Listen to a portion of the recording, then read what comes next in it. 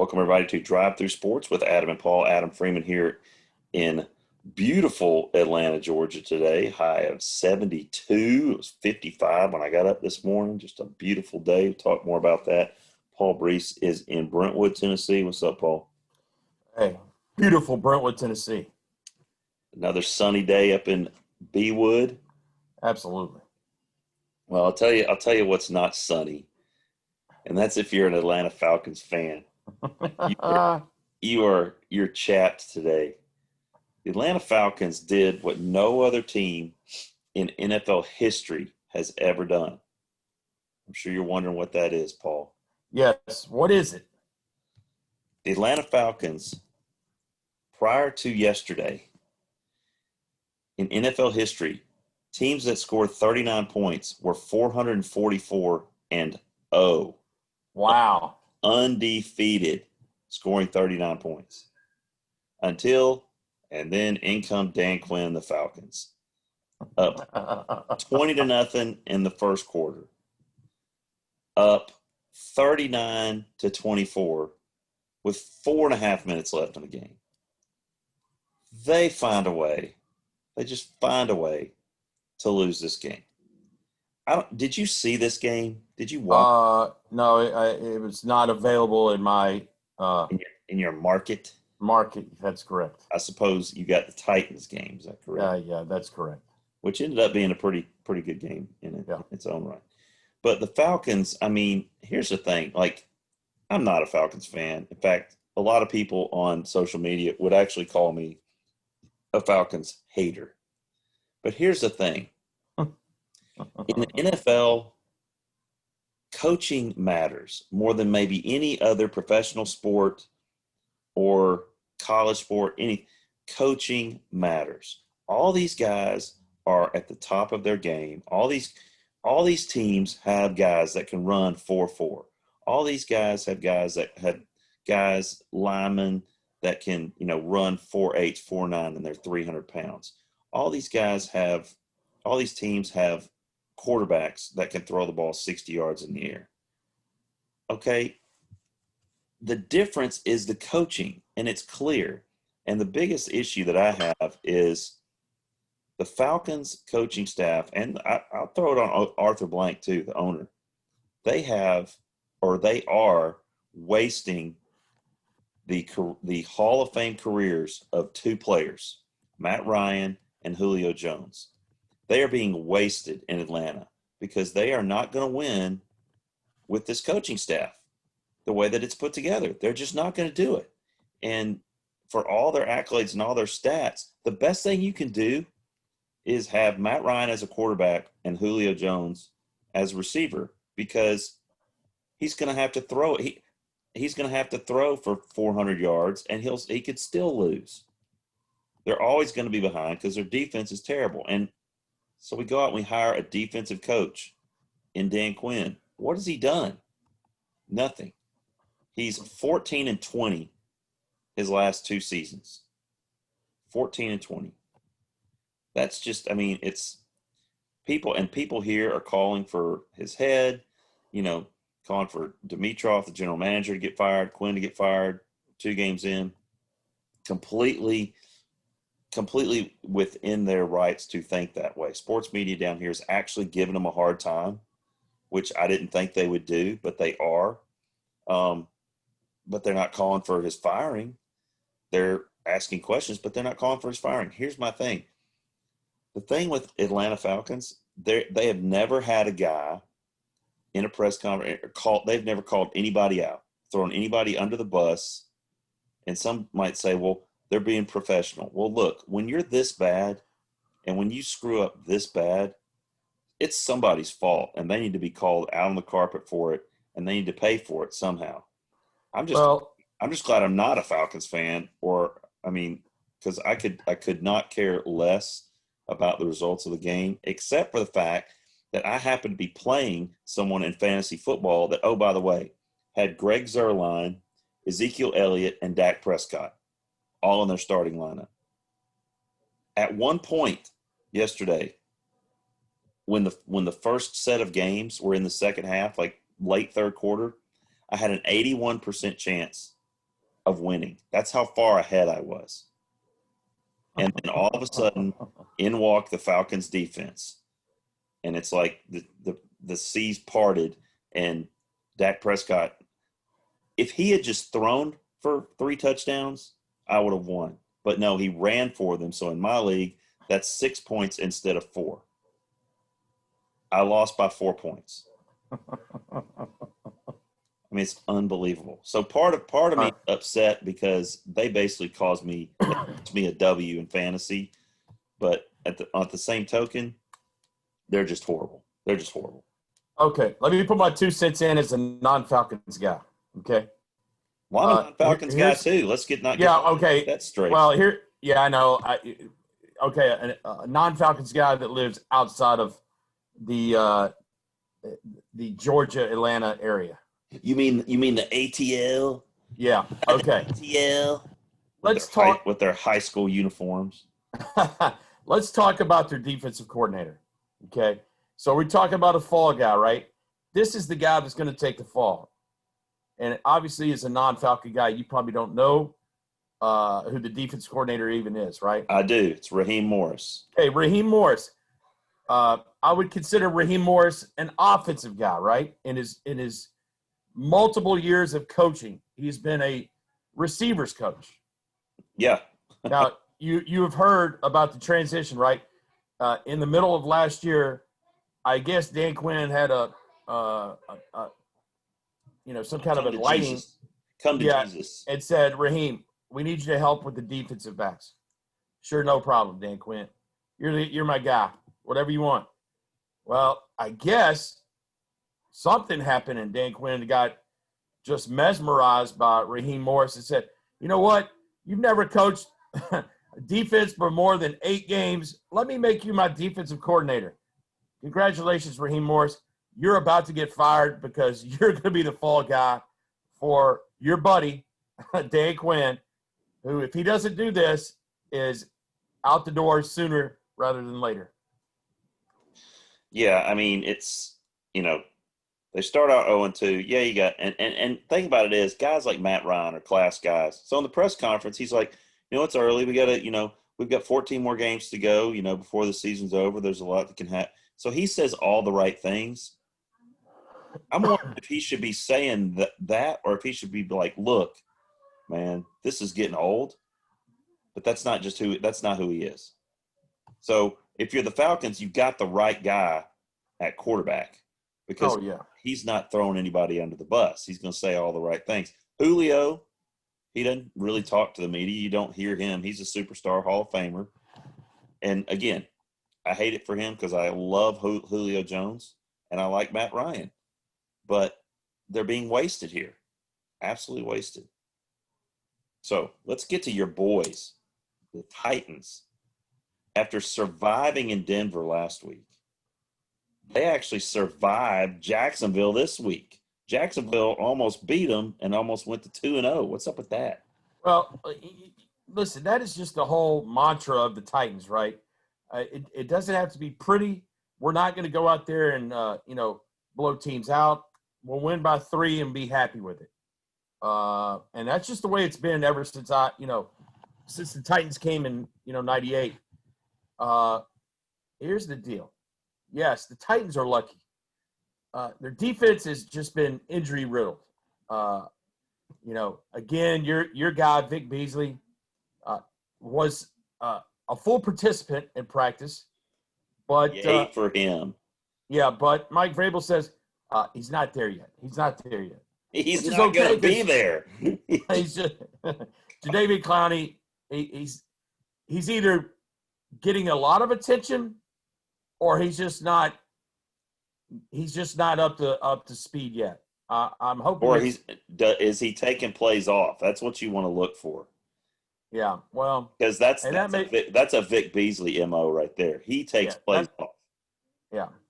So, as a Titans fan, you're pretty good with Tannehill. I mean, right? If you have to consider an MVP guy, he's our MVP guy right now. Tannehill is doing the right things.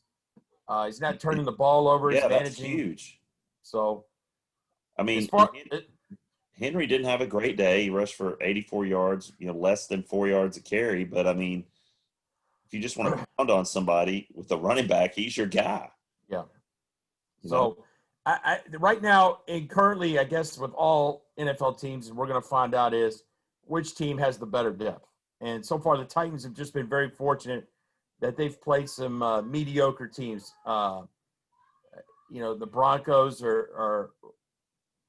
they were okay. Now, Drew Lock has gone down with an injury, and now that the Jags, Minshew is, hey, give the guy credit, right? I mean, he's throwing to no one, but he's getting it done. Yeah, I mean, the mustache. I mean, he's got some arm talent for sure. I mean, he's coming. He came out of the Mike Leach system up there, and so he knows how to be coached at quarterback. So I think he deserves some credit, definitely for their victory last week. But who do the Titans have next week? The 0-2 Minnesota Vikings. That's right, boy. They looked bad against Indy. Ooh. Yeah, just when we thought Indy was the bad team. Wow. The Vikings. Looks like Cousins threw like 3 picks. Oh, he looked terrible. Terrible. Yeah. Good thing he's not on my fantasy team. Speaking of which, our next hot take, the 40 burger wasted. The 40 burger that Aaron Jones put up for me, 43.6. Rushed for 168, caught 6 balls for 63, scored 3 touchdowns. Packers win again. They're 2-0. Scores 43 points. And it gets wasted all because the Falcons' defense is terrible. And then the Cowboys basically have their way with them in the fourth quarter, really, second half primarily, but in the fourth quarter especially. So I'm just sitting there watching my lead just dwindle and just go away, just play after play after play. And I'm thinking to myself, this was a historic day by Aaron Jones. I mean, 43 points, especially, in our league where it's where you've got, passing touchdowns are only 4 and but all your rushing touchdowns, receiving touchdowns are 6. And it's a PPR league. So, I mean, 40 is rare. I mean, it's really rare air. And for me to have that performance from him and then not get the W, it hurt me. Now, what also hurt me was I had to sit Michael Thomas. Michael Thomas is out. So my receiving core didn't get it done. Mike Evans had about 20 points, but I started out, I was like 21 points down or something like that. And I had DK Metcalf playing the night game. Well, dude, first half he has 3 catches for 70 yards and a touchdown. I'm like, he's got 14 points. Give him another 5 catches, another 60 yards, and I get the W. Didn't happen. I think he was targeted like 3 times in the second half, and I go down with the L. So I'm just like the Falcons. I'm 0-2. I'm like the Vikings. I'm 0-2. I gotta rethink what's going on here. Michael Thomas is out another 2 weeks. I got to figure out something, do something. So I decided to, on the way home today, I was telling myself, you know what? It's just too pretty outside. I'm playing 9 holes. So I got home and I got me a caddy, Ella. I said, Ella, I need somebody to drive my golf cart today. So she and I went out and went to Woodland Hills. I played the front 9. And I hit, there's what, how many par 3s on that front? There's 2 par 3s, so there's 7 fairways. I hit 6 out of 7 fairways. And when I say I hit them, I'm talking bombed them. Like, it wasn't like I sculled one into the fairway. I was hitting them 280, 290 into the fairway. And so I hit 6 out of 7. First hole, par of the first hole. I'm rolling. Second hole tee shot, great. Second shot on 2, I duff it, and then I make an incredible chip shot from a downhill lie onto the green 2-putt. And ended up shooting a 51. Oh. On holes 6 and 9, I got eights. I got quads. I had as many pars as I had quads. That's basically sums up my day today. So the closer I got to the green, the worse it got. And that's usually not how I play. I'm usually a little bit better around the green. I was not good around the green today. I missed 2 additional par putts where I had a great drive, great approach shot, and just missed them. But I will say this. It was great being out there with her, spending some time with her, and the weather was just amazing. I mean, it was like 72 degrees, little breezy, but not enough to really affect anything. But, man, it was awesome out there today. Awesome. That's awesome. Yeah, it was great. All right, so we alluded to this earlier. NFL injuries. And a lot of this is being tied to MetLife Stadium. Have you heard this?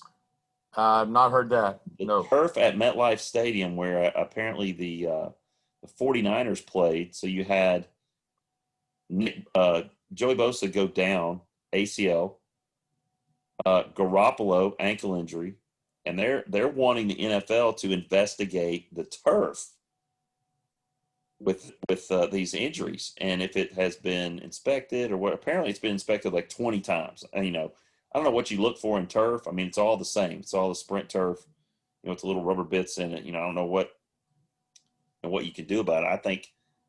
I never have been a real proponent of the new sprint turf being a cause of injuries, especially the type of injuries we're seeing. Ace, I don't see that. That just happens. But the old school turf, which was like concrete and stuff laid on top of it. Yep. If you've ever fallen down on that stuff, they used to have that at the old Georgia Dome when we used to play down there. And it would just ravage people. And it's literally like falling on a tile floor. But there were some other injuries as well. I think Saquon Barkley. Yep.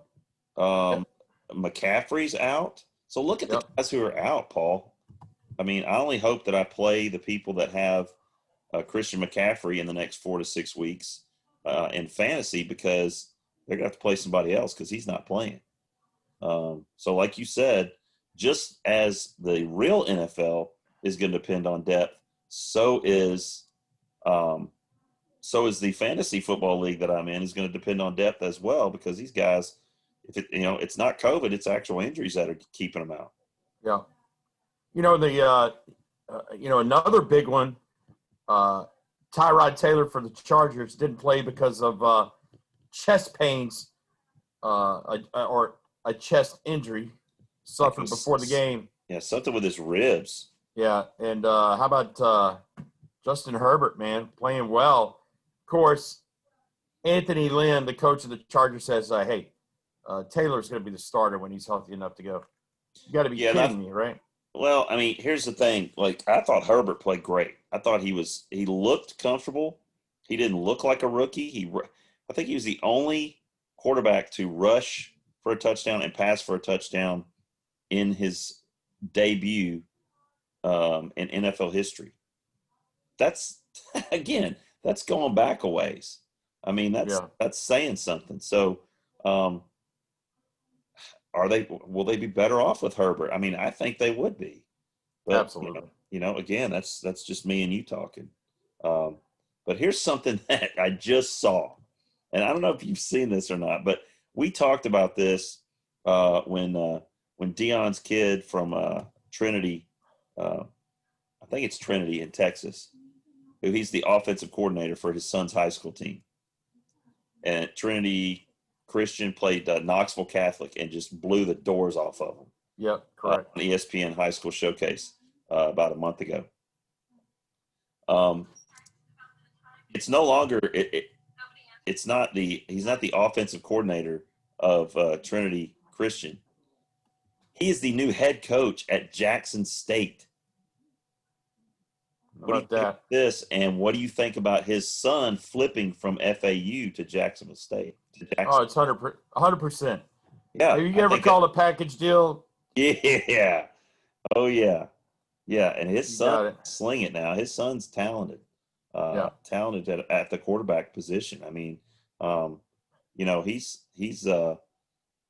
I mean, I think it's interesting that he makes that choice to go to Jackson State. Of course, Jackson State, alma mater of Walter Payton, and a historically really historical black college that's really had success in football over the years. So that'll be something that's interesting to watch. I mean, Deion will bring some celebrity to it, and his son, who's Yeah. talented. And as you said, the package deal. So, Brees, that gets us to our human interest story of the day. And this was all you right here. This was all you. Talk to me a little bit about how many pillows is too many, and how many do you sleep with at night?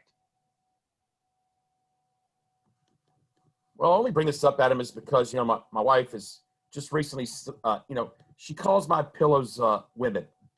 All right, your woman is on my side of the bed. Your women are getting too crazy, and it's probably gotten out of hand. Okay, I first learned. How many are we talking about here? Well, 5. Okay, listen, timeout. I got to get a timeout here. Okay, hold on. Okay, you sleep on one, laying your head on one. There's one. Okay. Well, hang on, Hold on, hang hold on. on, hold on, hold on. You So sleep. far, you're way offline. Oh my gosh. You sleep with one. Okay, I'm going to give you one up at the head. All right. I can maybe understand the second one, maybe between the knees for a little bit of extra support. At that point, I'm at a loss because I don't know where you go for the other 3 pillars. Well, as you well know, I have 6 kids. I've done a lot of pregnancies, okay, throughout my 27 years of marriage. So during the first pregnancy, my wife discovers a body pillow, okay, Okay. and we Yes, I'm may have familiar with talked, these. we may have talked about this before or not, but when after we had our first son or our first son, sure, my wife was like, what am I going to do with this pillow? It's just, in my way. I said, here, let me have a shot at it. And never gave it back. Never gave it back. So as these pregnancies have, I have 6 kids, and as these pregnancies have gone on, there have been more purchases of body pillows. Okay. So These aren't because just I would not pillows. give These it are back. body pillows. Okay. That's correct. So a pretty good, 4 feet, a 4-foot pillow. That's a standard length. Yeah. So as I was stealing them after every pregnancy, they've just started to build up. Okay. So currently I sleep with I lay 2 body pillows that I would consider retired. Okay. They provide support for my head, but they do not serve as the function of a body pillow. Then I have the true body pillow, which it seems that my wife has a running joke now of giving me one every Christmas. Okay. And currently the most updated one is the one I use as a true body pillow. Then I received 2 brand new pillows at Christmas, because I was sleeping with such an old ratty one, kind of like a child's blanket that you didn't want to give up. But It's like Linus. You're yeah, Linus except with pillows. exactly. So it broke my heart to give that pillow up. But after sleeping with these 2 new, I would say king size pillows, this has brought my total to 5 total in the arsenal of pillows. Is that too many? I probably could throw one more in there, but you know what? I sacrificed for my wife, and I mean, I shut it down. I mean, are you hemmed in by these pillows? I mean, if you have to get up in the middle of the night to go to the bathroom, I mean, is it a production to get the pillows off of you to get out of bed? Well, as you know, Adam, as a pro wrestling fan, I am astute and keen on the kickouts. It's like the breaking of the count at almost where the referee hits the hand at 3, but I kick out and then I make my way to the restroom, and nobody is the wiser. So let's just say I'm a multi-pillow guy. Now, I don't want to say this, but the body pillow has, obviously, as you may have known, traveled with me on many road trips. Even to the trip to down to see you guys in July. Well, you can't trust the hotel pillow. Come on, I know. So the body pillow. The body pillow has been to the Bahamas. It's been to Las Vegas. So it's a well-traveled pillow. So your boring answer probably of how many pillows is too many, my answer would be 5. 5 is probably the max. Okay, so I'm going to top that. I mean, I can't. I can't top that. All I can tell you is that I'm a traditionalist.